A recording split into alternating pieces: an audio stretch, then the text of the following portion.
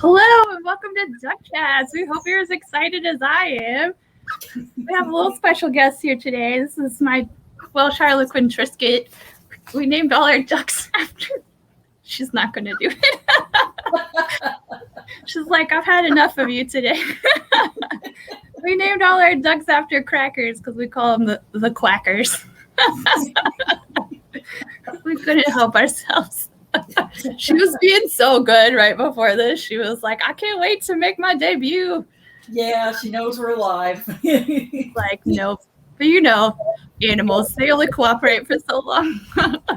Oh, yeah. I've got a Kong stuffed with a bunch of duck jerky, and I thought surely that will keep my dog out of trouble, but she keeps looking up like she's going to do something. So.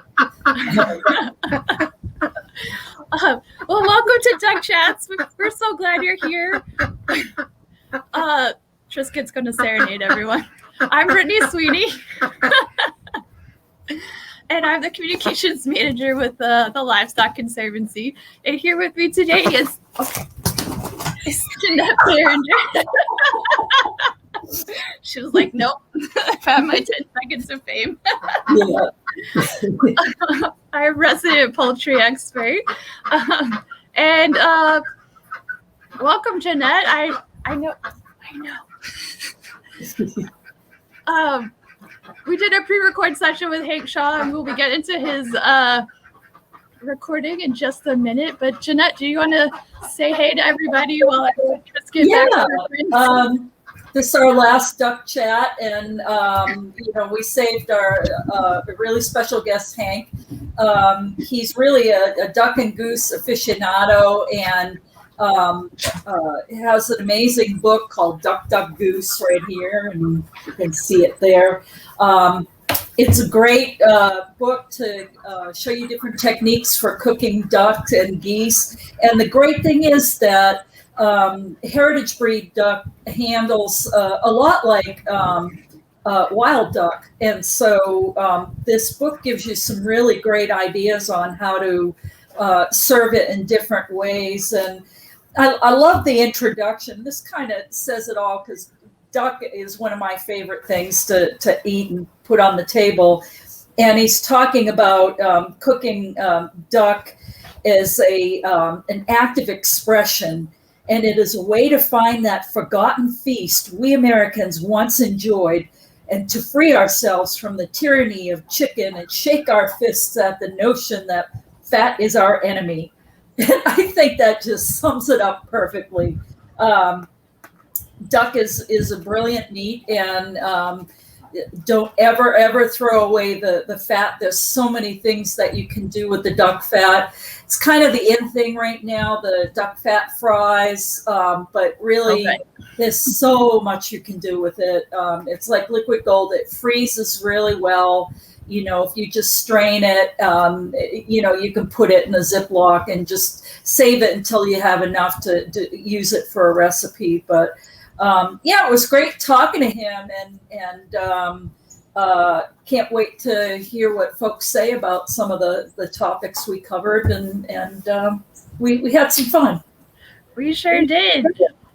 Before I play his video, quick, big shout out to Amanda Pro for sponsoring Duck Chat today. We're going to play their video. It's 1 minute, so don't go away. We'll be right back, and then we're going to chat with Hank Shaw. We hope you'll stick around. It's so fun. We talk about comfy and bacon and all the delicious things. So, and if you have any questions, let us know. We're going to stick around and answer those at the end. So we'll be right back. Champions, colleagues, roommates, and personal trainers. Whatever role they play, they're an important part of our lives.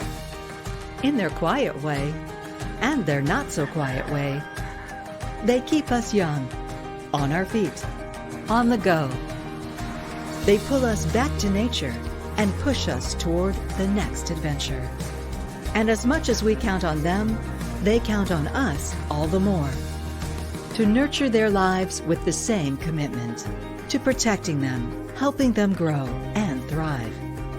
Treating them as well as they treat us, by giving them a little more of our lives. Because no matter what role they play, out here or in here, we're here to make their lives the best they can be. ManaPro, nurturing life. All right, thank you to ManaPro. And without further ado, here's our chat with Hank Shaw. I'm going to put it here. All right. Well, I am super excited to have you on, Hank. I didn't know about your books until I started doing some writing on finishing animals and talking to a duck and goose breeder, and she's like, "You have to have this book." And I'm like, "What?" And she said, "Duck, Duck, Goose" by Hank Shaw. And I turned around and got it, and I got my copy right here. It is a fabulous book, and it is a celebration of ducks and geese, which just thrills me to no end, because duck and goose is some of my favorite meats to prepare and, of course, eat. And, there's just so much hesitancy with duck and goose when it comes to the American palate. And I'm wondering, why do you think people are so shy or hesitant about eating duck? It's just an unfamiliarity. I mean, it's you can't buy duck in a supermarket. I mean, the only duck that you can occasionally find sometimes in a supermarket is an entire frozen pecan from Mayfield Farms, and those are super fatty. They don't have very good muscle tone, and so people spend $25 on a duck that ends up serving 2.5 people, and so they're like, why am I even bothering? Mm-hmm. And so you talk about the wild duck versus domestic. What are the main differences? Is it that enormous amount of fat in the domestic ducks versus the wild, or can wild ducks be really fatty too, depending on the season? I mean, yes. I mean, there's never going to be a wild duck that is going to be as fat as a fat domestic duck, and so that's a huge difference. The other is size. I mean, a Moulard or Muscovy. I mean, if you have a Moulard, I mean, the breast, each half of the breast is like a 20-ounce porterhouse steak, and I mean that's a big piece of meat, and so that's the equivalent of pretty much a Canada goose in terms of size. Mm-hmm. And so, I mean, yes, you have a huge difference in muscle tone as well, because typically a pecan, I mean, probably a well-raised pecan is different, but a supermarket pecan is going to be very light and flabby. I actually have a picture in the book of sort of the pale, wan meat of a supermarket pecan duck next to a mallard, which is, pecan's ancestor. And so you've got color, you've got density, you've got fat content, and you've got muscle tone. So the youngest ducks that we hunt are going to be, let's see, somewhere around, April, May, June, July, August, September, October. It's typically between 6 and 8 months. Those would be the youngest ducks that we would hunt, and they live into their 30s. So, I mean, you can only imagine the difference from a cook's perspective between a 30-year-old Canada goose and a young of the year widgeon, for example. Sure.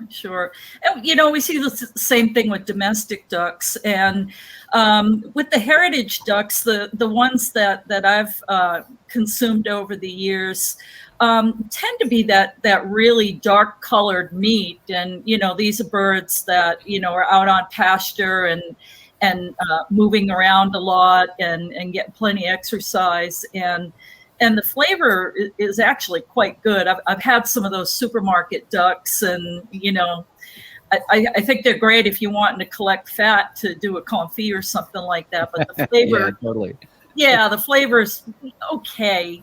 But the heritage birds I've really gotten quite fond of, because they're so flavorful. And the other thing that I hear from people that they hesitate to raise ducks because plucking is such a chore, and do you find that the case? And could you maybe talk about, the advantages or disadvantages of wet plucking versus dry plucking? Yeah, with ducks, the advantages of dry plucking are pretty few and far between. It's much harder. It's slower. But we really only dry pluck waterfowl if we had a bad day and we shot like 2. So, you only got 1 or 2 birds that you got to deal with, and I don't want to fire up the wax pot for that. Mm-hmm. So, but if we had a good day, our limit's 7 a day. So if we had a good day where we've got more than 10 birds, or really, even more than 6 birds, we're gonna fire up the wax pot. And so that process, it's probably done with the farming community as well, but it's a big giant tamale pot. It's pretty much 2/3 full of water, maybe 3/4. And then you melt enough wax to form a layer about 1/2 inch on the top of it, maybe a little less, because you don't want to dump a ton of wax in there, because you're just going to waste a lot of wax. And you rough pluck the bird, so you pull all the biggest feathers out, and then you have the bird swim in the hot wax to coat it completely, and then you plunge it into cold water, either ice water or just cold water's fine, and then that sets the wax, and you let that sit there until the wax is fully set, and then you basically crack that bird, because it's got a wax coating on it. It looks horrible at this point, but it'll look better in a minute. And then you think about freeing the bird from the wax. If you think about pulling the wax off the bird, you will rip the skin. But if you flip your thinking to like, I need to free this bird from this cocoon of wax, then you're going to end up with what looks like a store-bought bird. And so what do you mean you're easing your fingers like underneath the wax to try and, so it's just slipping your fingers through and pushing further and further across the body until they're all out.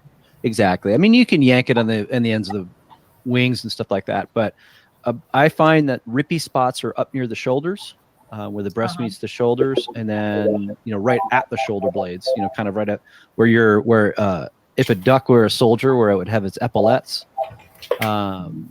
And then, that's about all. The good thing about a duck and a goose is that they've got pretty good skin. So it's not like a chicken or a pheasant or a grouse. They don't rip that easy. And do you find the same with the domestic ducks as well? They're pretty much the same. Yeah. Yeah. I imagine they would be. Ducks are just pretty darn tough, period.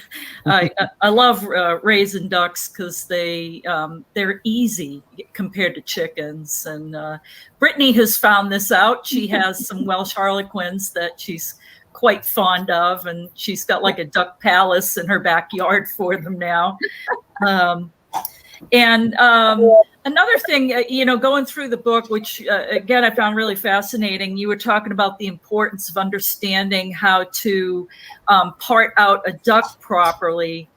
And can you talk about what instances, what circumstances would want you to part out the bird rather than doing a whole roasted bird?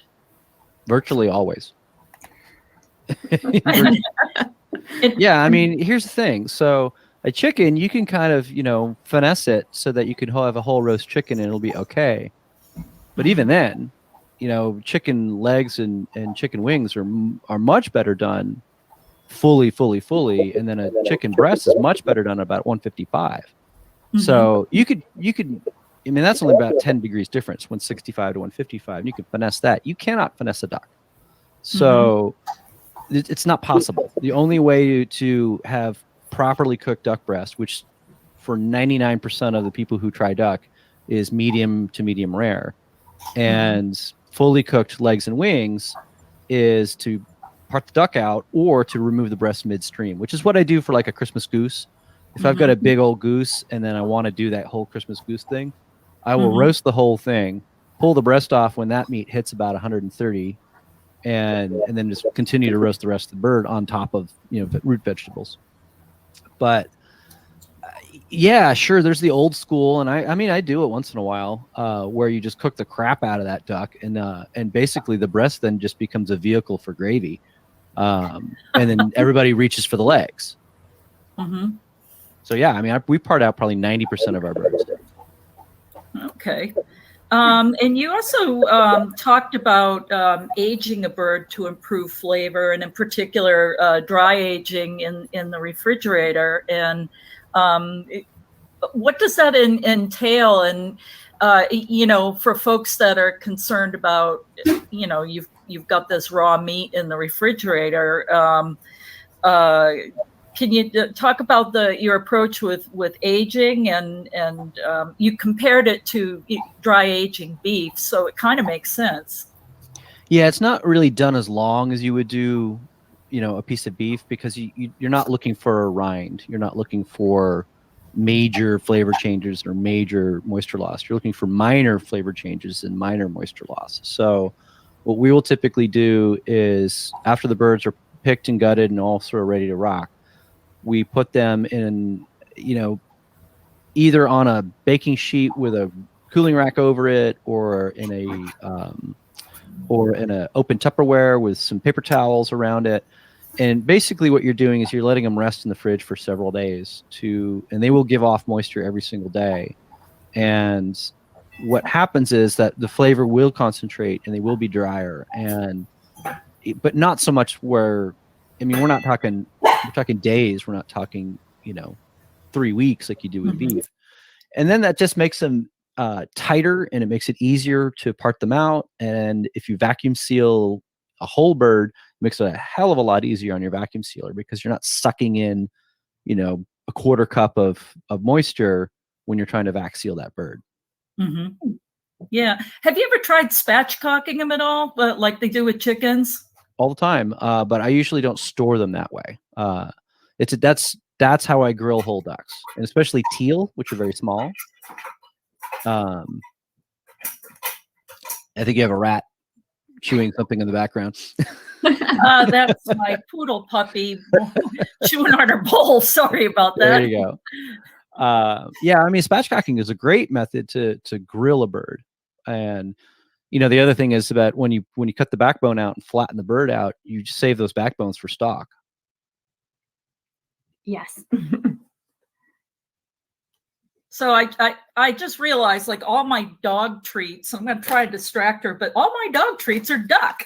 I got duck jerky here, which she's going to hopefully not jump on me to get. I got to bribe her to stay quiet. Here you go. Get your duck jerky.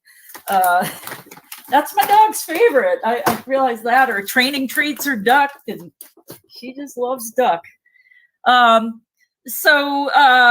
Yeah, I've recently been playing around with spatchcocking, and it's just a fabulous method. And also, I find with the smaller birds, it makes the evisceration process so much easier too.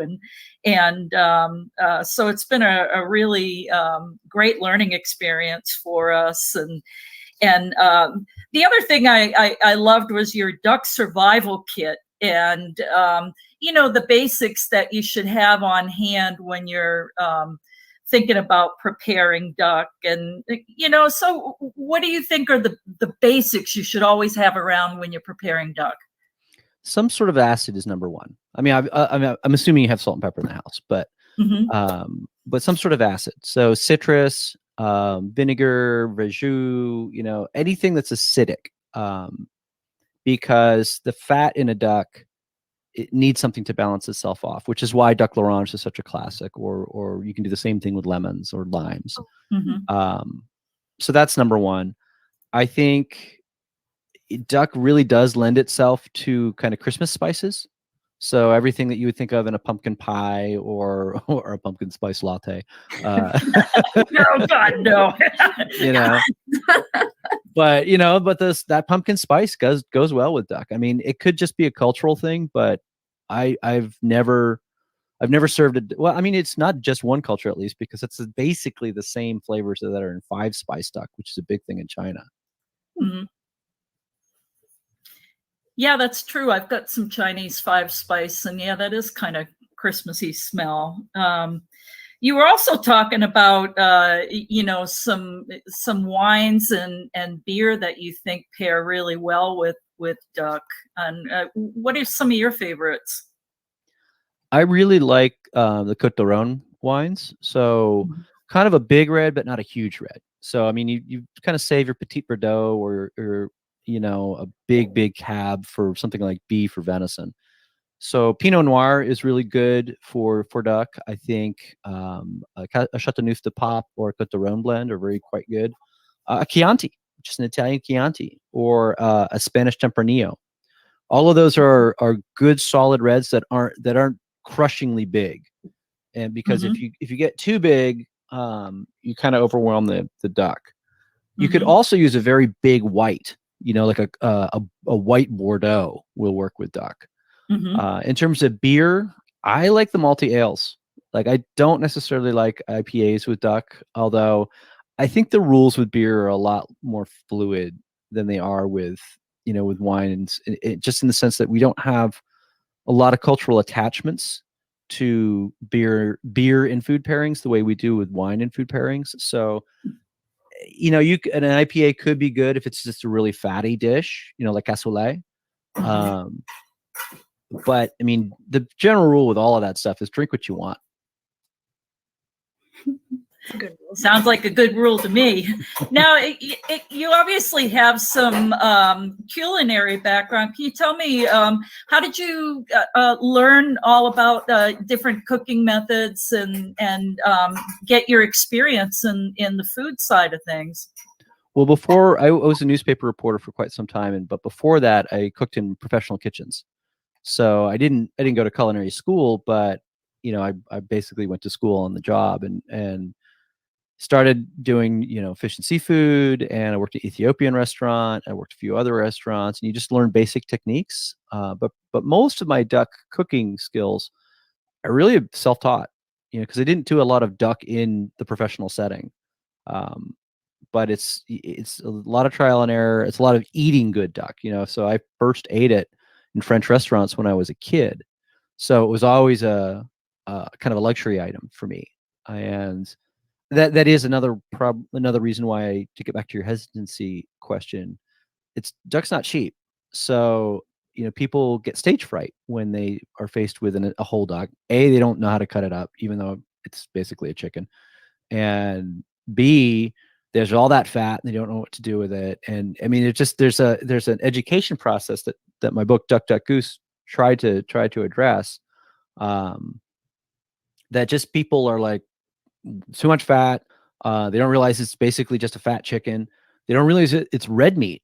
So red meat, it just completely throws them. So they want to treat it like a chicken. And in my opinion, now again, we talked about the old school cook the crap out of the duck method, which is, I mean, it's fine. I mean, if you've got a good gravy, but the real thing is, people should cook duck as if it's beef and not as if it's a chicken. So even though it's biologically a bird, it's really beef in the kitchen. So you should think about the breast like you think a steak is. So I mean, essentially, a good duck breast cooked properly is a steak wearing a hat made of bacon. And I mean, that's what's not to love about that? And then you just think about the wings and the legs more like brisket, so slow and low. And if you think about that, you've gone a long way to solving any kind of problems you're going to have with cooking duck. Mm-hmm. Well, I was exploring your website, and I was just thrilled to see you had a recipe for duck bacon. This has been a talk of our office for the past week or so, because there are a whole bunch of people here that didn't realize you can make bacon out of duck. And I actually finally bought myself a little smoker last weekend, and once I get comfortable with it, one of my goals is to make duck bacon. And how hard is it to make? And because I get some from D'Artagnan, and it's pretty good, but I'd love to try and make my own. And how hard is it to do? It's not terribly hard, although the best duck bacon is going to be made by a cold smoking, not hot smoking. So then you have to kind of you have to set yourself up for that. And the reason why I say this is because if you hot smoke a duck bacon, it works fine, but the skin has a tendency to come off the breast, which is, you know, you can deal with it. But what you really want is those laterally sliced pieces of cured duck breast, laterally meaning lengthwise, that have the fat cap on them with the skin that's well smoked, and then that you can then sear in a pan. Or I mean, but frankly, you can just eat it raw because it'll be properly cured. So the process is you cure the duck breast first. So all cold smoked items are something that is salt cured, and then it's smoked to add flavor and to extend its shelf life. So you have to cold smoke, you have to smoke at 85 degrees or below. And you can smoke for days like that. And it doesn't have to be, 24 hours a day, but what a lot of places do is they'll either hang something in a smokehouse that has a very kind of low smoke. So it's almost like being in a smoky day for several days. And because the thing has been salt cured, it's preserved, and it's not going to make you sick or anything. Or if in a home setting, you can wait for a cold day or set up as a cold smoker and then smoke for 3 or 4 hours a day for a couple, 2-3 days, putting the meat in the fridge in between, and you'll get pretty much the same effect. The one thing that you do need is you do need to use sodium nitrite, which is insecure number 1. And I'm here to tell you that every single product that you see in the supermarket that says uncured is a lie. It is a massive, horrible hoax perpetrated on the American public because it is just as cured as something using Instacure, but they're using the nitrites extracted from celery seeds and celery. So the level of nitrite is exactly the same as it is in the traditional method, but because there are some people who are irrationally scared of something called sodium nitrite, they freak out and run around with their hair on fire. So, you're using 3 to 6 grams of the Instacure, which is not even pure nitrite, per 3 to 5 pounds of meat. It's an infinitesimal amount, but it is exactly measured so you can get the product that you want. And the reason why you want that is it protects you against things like botulism when you're slow smoking in an anaerobic environment, and it also gives you that rosy color and that particular flavor. Like, you cannot really make bacon in the American sense of the word without it. And so if you're going to make duck bacon, you need the same thing. I had no idea. Learn something new every day. Yeah. And I just want to do a shout out to one of our employees here, Sindra. I don't know if you know this, Hank, but she is your #1 fan, and she went bananas when she heard that we were going to be talking to you. So, Sindra, here he is. She's a farmer, and she also hunts and loves all your books, and she was just tickled to have you on here. And this has been really great. There's just not a lot out there about cooking duck, and all of it. Well, a lot of it that I find is the same old. And I love the variety of recipes in the book, and the one thing I'd like to also talk about is the duck fat and the different things to do with the duck fat. I'm married to a Frenchman, so duck fat's liquid gold, and God forbid I ever throw it out, because he'd be really upset. What are some of the things that you do with duck fat? I know that a real in thing right now is French fries cooked in duck fat. I imagine if you've got duck fat from a heritage bird or wild ducks, that's going to ramp it up to a whole new gear than what you get in a restaurant. I don't know. I mean, they're pretty similar. Are they? Yeah. I mean, it's just you just have more of it. But you will get, if you were to put fat from, say, a commodity duck next to the fat, next to a heritage, next to of a wild. The wild one can have a pretty distinct flavor depending on diet, but typically the birds that you use from a hunter's perspective that you do render out for fat are going to have a diet pretty similar to that of a domesticated bird, i.e. seeds. You know, you're not gonna render the fat off of a sea duck or something that's been eating tadpoles, and you know the flavor profile of that is going to be quite different. And so, yeah, I mean, the issue with making duck fat fries is it's a lot harder than you might think, because duck fat has a very low smoke point. It's barely 350 degrees. So so you're really kind of talking about the pre-fry, because French fries are fried twice. So you fry them at a low temperature in the 200s to kind of cook the potato part, and then you can finish them in duck fat, but you have to be really careful about your temperature, because once you get to the 350 level, which is what you want for a French fry, that duck fat's going to start to smoke.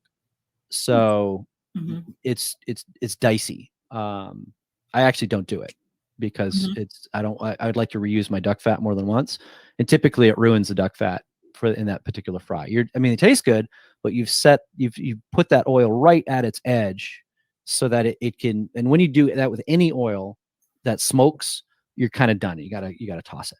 So it's great if you like, okay, we're gonna do this big giant batch of duck fat fries, and then I don't know what we're gonna do with the fat. We'll give it to the pigs or something. But it's not like you can reuse it over and over again like you could if you had a higher smoke point oil that's at a lower temperature. I mean, an example would be like peanut oil, which is closer to 410 or 420 as a smoke point, and if you fry that at 350, it doesn't care at all, and you can reuse it a bunch of times.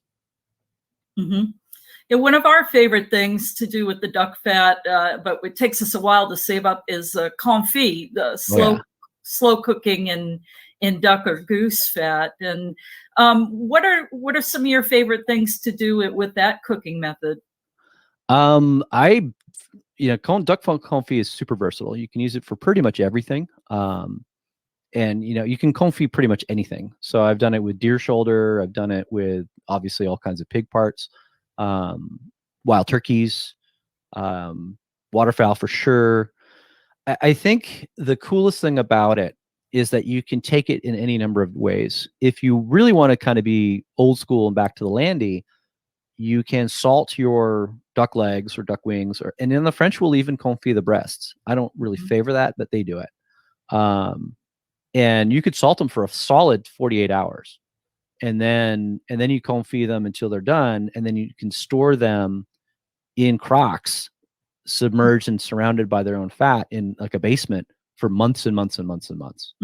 So the difference is, that process requires some ripening, so they're really not quite as good until they've sat in the basement for a month.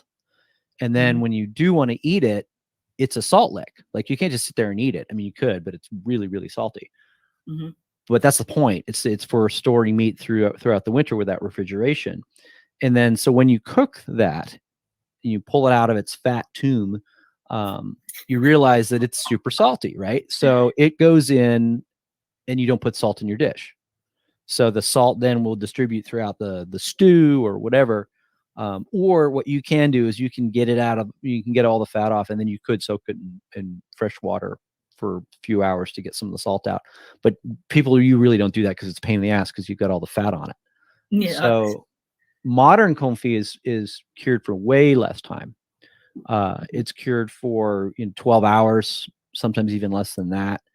And that's what if anybody out there listening to this has eaten duck confit at a restaurant, that's a short cure. And that won't preserve for very long. I mean, it'll keep for a couple, 2-3 weeks in the refrigerator. It freezes really well. But then you have rich, fall off the bone duck meat, which is pretty awesome. I have done duck confit tacos. There's a recipe for duck confit tacos on my website. And then if you really want to double duck it up, you then make flour tortillas using duck fat instead of lard. Ooh, And so that's a pretty sweet combination. I bet it is. Yeah. Now, I saw that you're starting up your podcasts again. Mm-hmm. Yeah, you want to tell folks about that? Sure. Hunt Gather Talk is a podcast I do from time to time, and I run it in seasons. And when I initially started it, 4 years ago, it was just kind of like any other podcast, which is to say all over the place. And I kind of got like, it wasn't doing it for me. So I stopped, and then I realized that what I could do, and what I really appreciate and enjoy is seasonal, like thematic seasons. So season 2, which ended last year, was all about upland animals. So all the upland game birds, squirrels and rabbits and that sort of thing. And each episode is kind of like a geek out session on, kind of like what we're doing right now with ducks. And so season 3, it will be all fish and seafood, and that is a companion to my latest cookbook, which is Hook, Line, and Supper, which, as you might imagine, will cover fish and seafood. Mm-hmm. Yeah, and the thing I love about your writings is a lot of it is really applicable to the kinds of meats that we produce when we're raising heritage animals, because a lot of the recipe books that are out there are really geared towards birds that you'll find at the supermarket, and the animals that our people are raising are quite different and need different cooking methods. And it's really striking how a lot of the methods that you talk about in the book are just beautiful for domestic ducks, and especially the heritage breeds, and even some of the heritage chickens, like the chickens I raise, the meat on their legs is as dark as duck meat. I mean, it's red like red meat, and that's not typical for a chicken. Right. But a lot of the methods that you outlined, even for the ducks, I think I'm going to try for our chickens, because they're flavorful and so I think it would be really useful for us. And you should try feeding the legs of those chickens. Oh yeah, we have actually. They're quite good. We like confit a lot. I know. It takes a while to gather up enough fat to be able to do that. And one thing I always talked about to consumers, like people who are not hunters or farmers, is that if you're looking for a really super high quality, duck to eat, occasionally you'll see them at farmers markets, but really what I say is look for Muscovy ducks, because Muscovy ducks are the closest domesticated thing to a wild bird there is. It's the same meat color and the same kind of, they're fat but not too fat. Whereas pekins are always going to be fatter than a wild bird. So when people are looking to I don't hunt, I don't know any duck hunters, what should I look for that'll get you really close? And I'm not real familiar with some of the the lesser known breeds, but a Muscovy is real close to a wild bird. Yeah, well, for consumers looking to find heritage birds, we actually have a breeders and products directory on our website. So if you're looking to buy duck meat, you can just plug in, ducks and meat, and it'll pop up a map to show you all the people that are selling those products. And we just had a great interview last week with an Ancona breeder that she's got a heck of a market for her meat, and interestingly, her organs too. She's got a wait list for people getting her duck livers, and so people that are in the know, they love the stuff. And if you're going to look at getting heritage duck, put in your order early, because they typically sell out, because there's not a lot out there just yet. But I think people, especially during the COVID shutdown, I've noticed a lot of folks are getting a bit more adventurous with their food. And so it's a great time for people to think about, these alternative meats that maybe you never thought about before, like duck, and, maybe not for everyday meal, because they are expensive, but, for a nice weekend dinner or to, dinner with friends and stuff. They're really quite fabulous. And again, it's just one of my favorites, and apparently my dog's favorites too, because they go wacky for the duck treats. One thing I like to tell people as well is that if you can ever find them, buy whole smoked ducks. Because if you can find a whole smoked duck, you get any number of dishes off it. Because typically a smoked duck is going to be smoked properly for the breast. So you buy a whole duck, you cut the breast off and eat the breasts however you want. It's, good as sandwich meat or on a charcuterie plate, or whatever. And then you're left with this fat and the carcass and the legs, right? So rendered out smoked duck fat is amazing, and because it adds that extra layer of awesomeness. And then you've got that carcass, which makes the best duck soup, because you get that smoky flavor in. There's all the meat from the legs and the carcass and whatever that you pick off and put in the soup. And then you've got this great broth with good meat in it. You've got a little bit of, you'll get yourself a jar of smoked duck fat, which is manna from heaven. And then you'll get the duck breasts. So that one purchase, which may cost you $20 or $25, you get 3 to 5 meals off it. That's actually a pretty good deal then. Yeah. Yeah. Hank, you also have a website that has loads of wonderful recipes. That's honestfood.net. Mm-hmm. You can also get to it at huntgathercook.com. Okay. Which is a little easier to remember. Yeah. Well, Hank, thank you so much for talking with us. I hope folks take a chance to try and find the book. It's just wonderful. Again, it's Duck Duck Goose, and it's beautifully done. Great recipes in here, and I just can't wait to really explore. You even go into duck eggs and some things to do with duck eggs. Mm-hmm. Duck eggs are becoming a real thing these days for folks that, it seems increasingly people are becoming allergic to chicken eggs, but it seems they can eat duck eggs. And so there's some great options for eggs in there as well. I like them because they have a bigger yolk to white ratio. Mm-hmm. Yeah, and I find them to be a little richer in flavor. And my husband's a former pastry chef, so he loves to bake with them. And they're just a great thing to try. And as we were talking with Amy last week, she was brilliant in getting people to try duck eggs by just selling them one at a time. And her customers would buy one duck egg to try. That way, if they buy a whole dozen and it turns out they don't like it, they haven't, wasted their money. And she said she's created so many customers because they took the leap with that one egg to try it. And all of a sudden they're like, this is really good. And they come back for more. So I thought that was a brilliant approach to getting people to think about trying duck eggs. Yeah, there's a woman at the Sacramento Farmers Market who does that with goose eggs in the springtime. Mm-hmm. Yeah, it's just brilliant. Yep.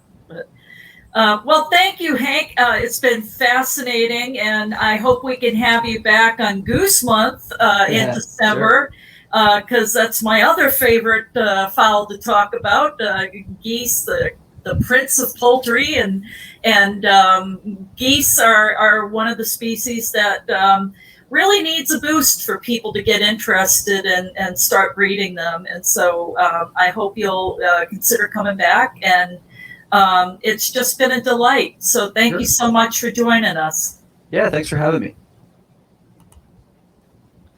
Well, big thanks to Hank for joining us again. That was awesome. He's a busy guy on the road a lot, so he couldn't be here today.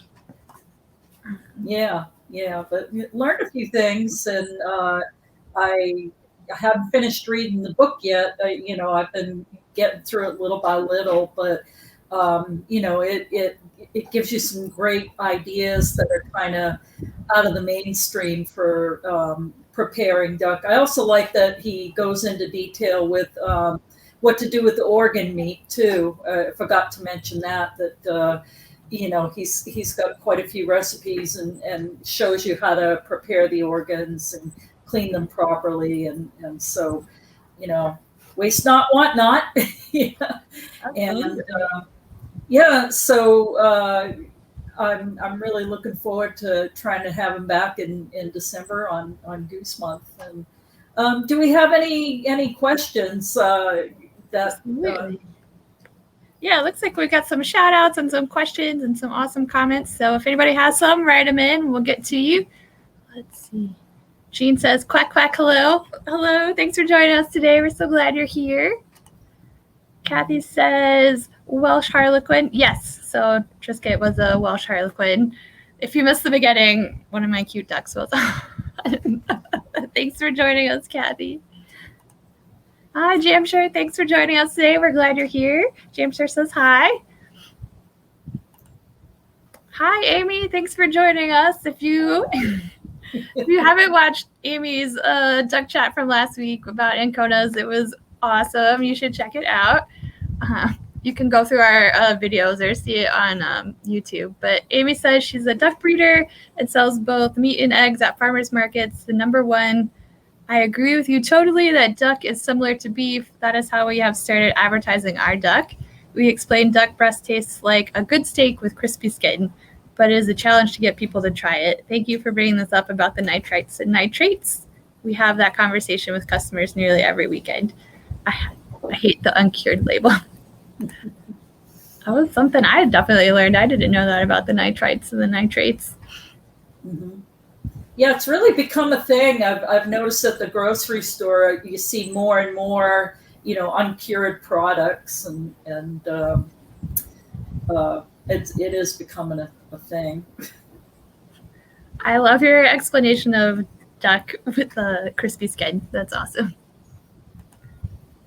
Hi, Vivian. Thanks for joining us today. We're glad you're here. Vivian uses our duck fat when I saute, especially if I want a higher smoke point than butter. Yes. I saute all my vegetables in duck fat or goose fat. I love mushrooms and duck fat. Ooh, that sounds delicious. I'm so hungry right now. Amy says, Aylesbury ducks have extra fat that we harvest and sell to render down for that extra fat you need for confit. Ooh, that's good to know. Yeah, but Amy, you're all the way in Indianapolis. Why can't you be in Raleigh? We'll have to get it shipped. Actually, I might be driving through Indianapolis later maybe in September. There you go. Amy, we're going to stop by and see you. Somebody from the office says, what is the closest breed to Muscovy on the conservation priority list? I don't know. I'd say like the medium ducks probably, because they're more active and not quite as fatty as the big ones. So don't tell your girls, but Welsh Harlequin or maybe Saxony. The medium-sized ducks probably are closest. They're not as big as Muscovy, but I think they would be similar. That's great. I love duck. I love to eat duck. I love duck fat fries. I love them all. That duck bacon I tried this weekend was amazing. Well, that's all our questions. Jeannette, did you have anything else? No, I'm good. The poodles are itching to go outside, so it's a good time for me. All right. Well, thanks again, everybody, for joining us. We're so glad that you were here today and asking good questions and learning about cooking duck. Jeannette, do you want to give our membership spiel? Sure. As always, we want you to do what you can to help support the rare breeds that we steward. And a great way is to join the Livestock Conservancy if you haven't already. and it's best $45 that you'll spend, and you'll be supporting a great cause and some wonderful work. Absolutely, can confirm.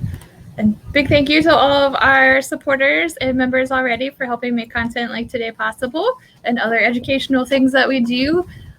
We appreciate you and thank you. And then also a big thank you to ManaPro again for sponsoring Duck Chat today.